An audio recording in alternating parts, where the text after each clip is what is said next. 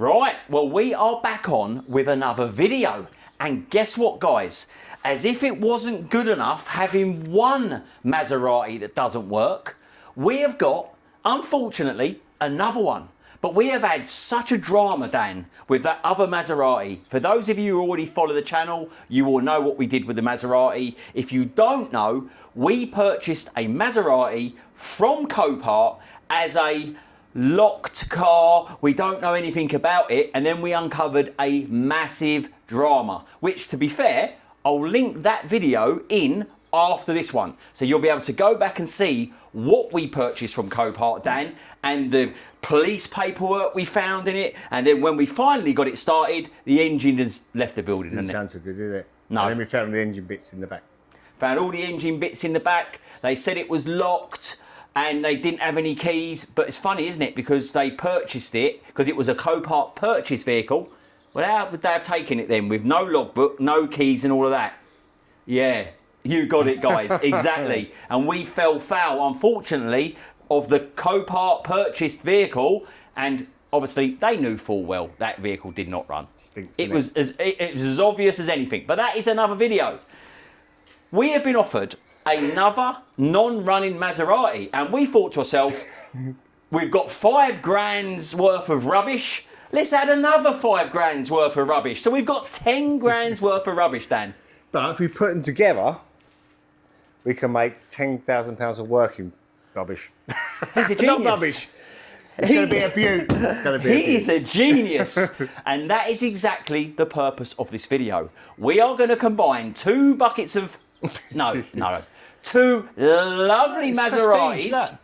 Two lovely Maseratis, and we are going to make one out of them. The plan was with the first one, we were going to LS swap it, but we've had dramas with it, Dan, trying to sort out wiring looms. People telling us, yeah, we can do the loom. It's going to be 6 months, 7 months, a year comes around. The car's still sitting there. So we're not doing it. We've got too many projects on the go. We've got race car builds. We're going to be racing again in September, which that'll be another video that's coming out. So the purpose of this video is, we've got a spun bearing in the other one. So hopefully the fuel system is going to be good on it. We know it starts, though. We do know it starts, albeit it sounds like an agricultural tractor. Whereas this one doesn't start. They do suffer with fuel, water getting through the filler neck, don't they, Dave? Yep. Filling out the tank full of water.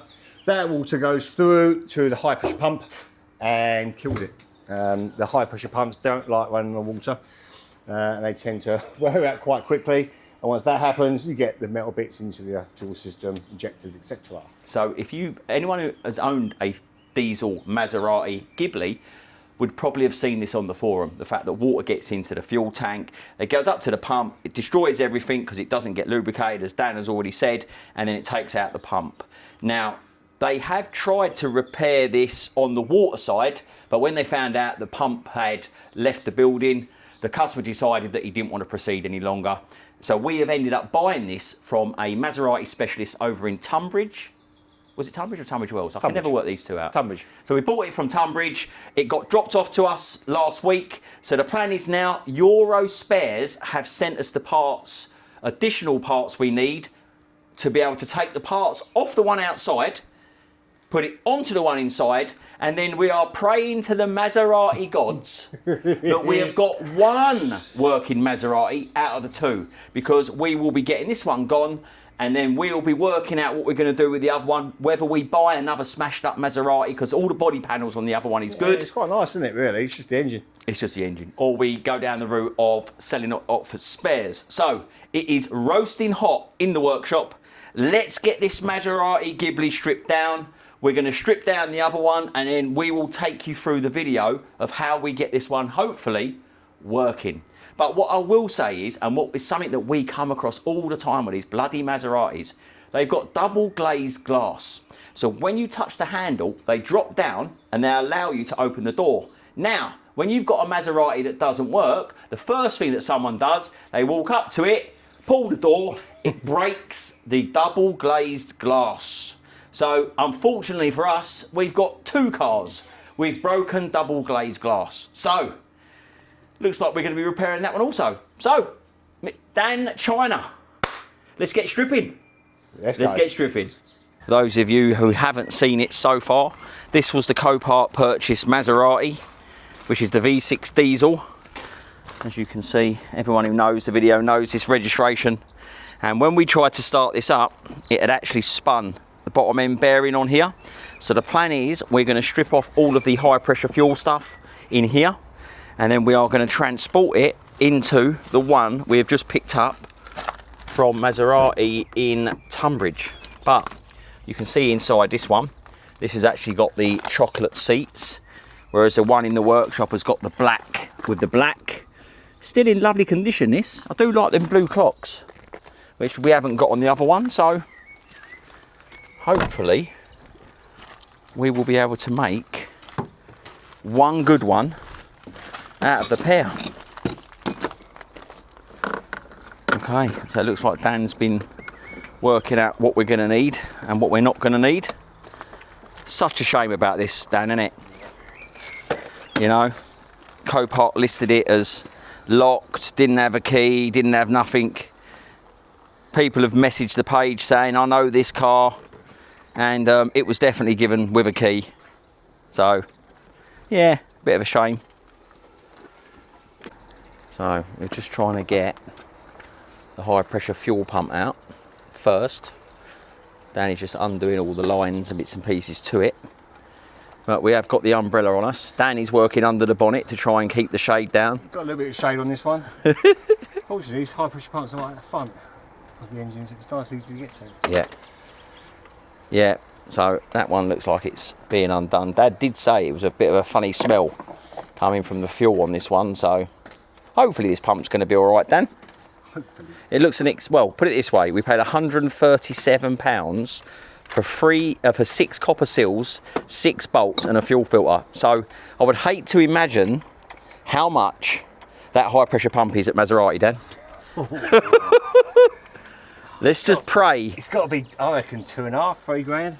Let's pray to the Maserati gods that we haven't got 10 grand's worth of crap sitting here. Let's pray. Right, so that is the high pressure fuel pump removed off Copart car number 1. Right, so that is the high pressure fuel pump. Is that so? Right, well that one's out, as you can see. Let's go. Well, we are back on with the Maserati. So what you would have seen in the video so far, that we had bought 2 Maseratis. One had spun a bearing, which was a lovely Copart purchase. Apparently it was, you know, locked, it was all good. When we unlocked it, got a key, we tried to start it, the bottom end and all the engine parts were in the back of the boot. It's a nice one, Copart, for that one. So then we got the second Maserati. This one had had a fueling issue. So spun bearing, fuel issue, combine the two together, hopefully working Maserati, Dan. That was the plan, wasn't it? So we came in at the weekend.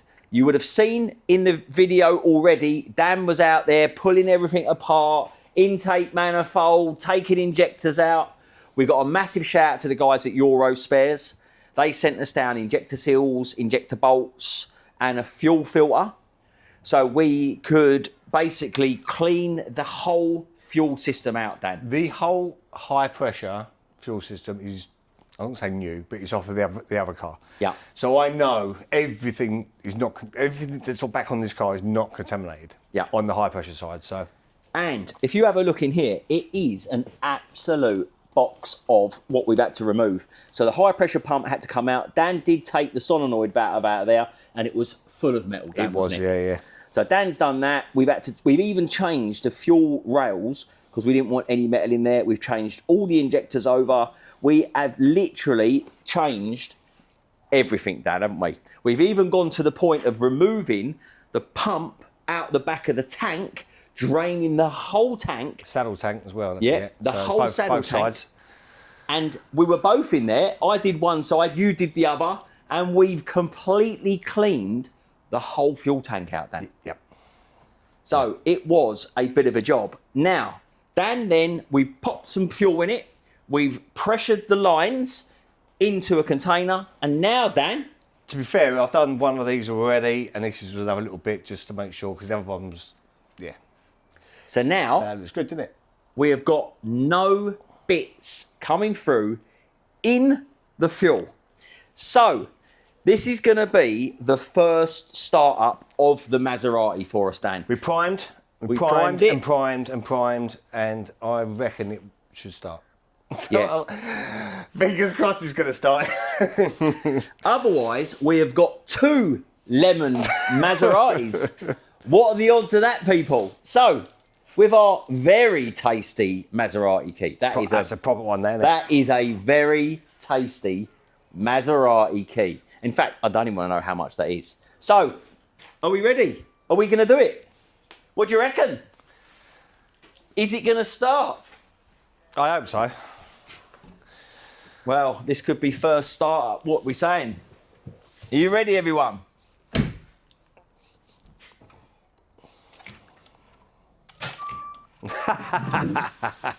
So that'll be a flat battery then, yeah? Dan, shall we put that in the bloopers? It needs to be, Shall we doesn't say that was a in the blooper bit? it? Who can we blame for that? Who can we blame? Who do we blame? Is it Dan? Copart. Me? Copart? Copart. Copart's fault. Right. Tell me when you're ready, Dan. All right, one moment. How fun is this? See, you can tell this is live. We're not going to cut that out either. You will see exactly what happens to us. Is it going to start? I have got my fingers crossed. I'm going to go fingers crossed on this.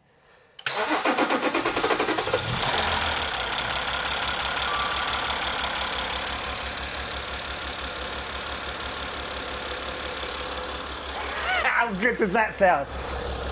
It's running. And there's no leaks.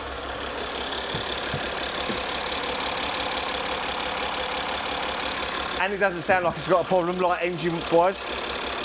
Well, it's running. It has said to put it in. Do the parking brake twice, it says. Oh, there you go. Yeah. So, because it had a flat battery, you have to do the parking brake twice to reset it. Right. Dan, all I've got is a tyre pressure light on. Come and have a look at this. All we have got in here,